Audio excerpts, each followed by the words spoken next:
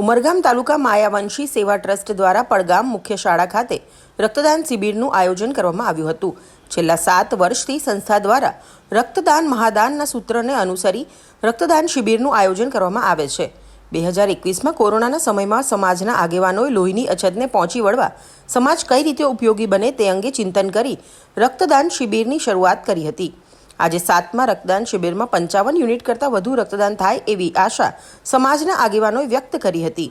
ઉમરગામ તાલુકાના પડગામ સહિત વિવિધ ગામોના માયાવંશી સમાજના આગેવાનોએ ઉપસ્થિત રહી આયોજકોનું મનોબળ વધાર્યું હતું। કાર્યક્રમમાં સહયોગ આપતા તમામ દાતાઓનો સમાજ વતી યોગેશભાઈએ આભાર પ્રગટ કર્યો હતો।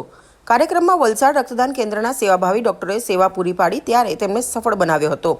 તે બદલ આયોજકોએ તેઓનો આભાર પ્રગટ કર્યો હતો। વિજય રાઠોડ, ઉમરગામ તાલુકા માયાવંશી સેવા ટ્રસ્ટ, જે અંગ્રેજીમાં UTMSTના ટૂંકા અને ગુલામણાને ઓળખાય છે, એવી સંસ્થા દ્વારા આજે અહીં 7મી રક્તદાન શિબિર એટલે કે 7th બ્લડ ડોનેશન કાર્યક્રમ રાખવામાં આવેલો છે અને જેમાં પડગામ ગામના નવયુવાનોનો સહયોગ રહેલો છે। સાથે સાથે ગામના આગેવાનો, સમાજના માયાવંશી સમાજના જે આગેવાનો છે એમનો પણ સારો સહયોગ રહ્યો છે।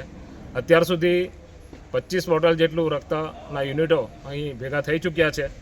આજનો સમય જે છે આપણો, જે સવારે 9 થી 2 વાગ્યા સુધીનો છે।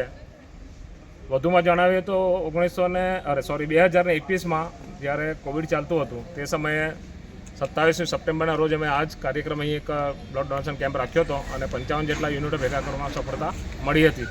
તો આજનો અમારો જે ટાર્ગેટ છે એ 55 જે યુનિટો રક્તના યુનિટો છે એ યુનિટોને અમે આજનો ટાર્ગેટ ક્રોસ કરીએ એવી અપેક્ષા રાખીએ છીએ।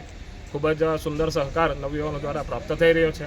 સમાજના આગેવાનો પણ વારંવાર મુલાકાત કરી રહ્યા છે અને રક્તદાતાઓનો ઉત્સાહ વધારી રહ્યા છે અને આજનો કાર્યક્રમ સુંદર રીતે સફળ થાય એવી અમે આશા રાખીએ છીએ।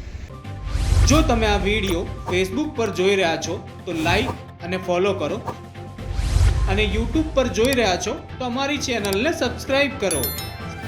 સત્તરે.com, આઝાદી સમાચારોની।